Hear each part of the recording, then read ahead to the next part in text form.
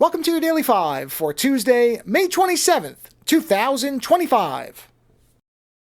I had a thought about something. I really wasn't planning to do this 5 specifically because, honestly, most times I don't want to talk about anything related to AI because I'm so bored of it. But there was an interesting kind of crossover thing where Google had their I/O event last week before, within the last couple weeks, and one of the things that came out of it was some pricing around some of their planned AI suites of features, including one that is north of $200 for essentially, I guess, every possible thing you could ever think to do with any of their AI tools. And many people, of course, reacted to this thinking, okay, who's going to pay for this? Which many, I'm sure, businesses or companies or rich individuals will, who are centering their lives or businesses around using these types of tools. But it lined up with just, I have been basically in the background over a slow course of time now, probably the last 4 or 5 months.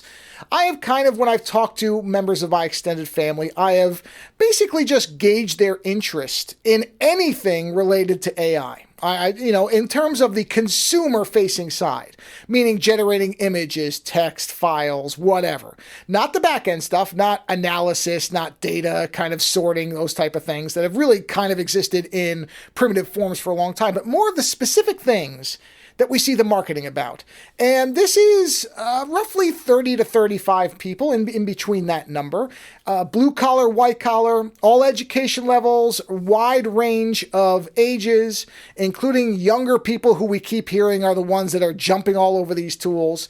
And most of them, this is an important footnote for this, nobody else in my family is like me. So these aren't wacko artist types like myself. I am the only one like this. So I want to put that in there because I don't want anyone to assume that my family is full of weirdos like me. They're not. Most of my family thinks, correctly, that I'm the oddball. So these are ordinary people, not technically completely incapable, yet not interested in technology, just ordinary users outside of the bubbles of either being an off to left field person like myself or heavily involved in technology. But all have smartphones, use computers, laptops, iPads, every range of consumer product, Android, mostly iOS, but a number of Android folks as well, because there's some people in my family who really hate Apple. Hate Apple in ways that make me think I look like a fan.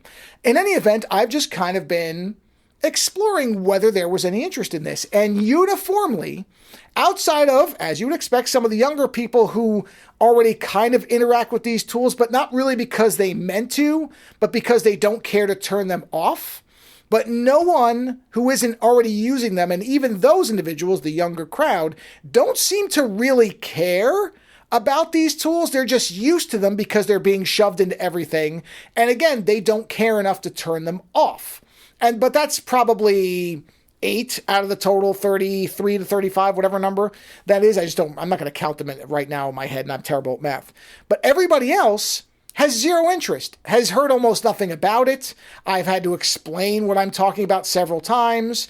Nobody else, again, is an artist. Nobody else is working in anything where they're using it in a front-end capacity. There are probably some who are utilizing some tool in the background, but nobody who cares about these things in a way that they would be paying to create videos or imagery or songs or anything else. It's just a flatline, almost disinterest, or at the very least, interest that would not, in any case, this was the important question, no one said they would pay anything on any type of ongoing basis for it. Now, would they buy a phone that had it? Sure, if there was an additional cost, but none of them, even the younger people, said that they would actually pay to use any of these tools. And that, to me, is the paradox with all of this, because eventually, these tools are going to have to cost something.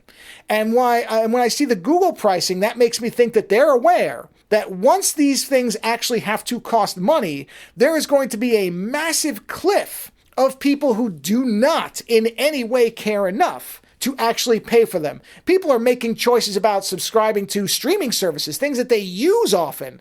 Put aside anything that is more of a toy in the general end consumer kind of way. They're not going to pay anything for that, and that's why I think you're going to see a lot more of pricing along these lines, because they're going to have to make up the cost of these things somewhere. And if end users, ordinary people, aren't going to pay it, then you better believe that any business that wants to touch it had better get out their wallet later.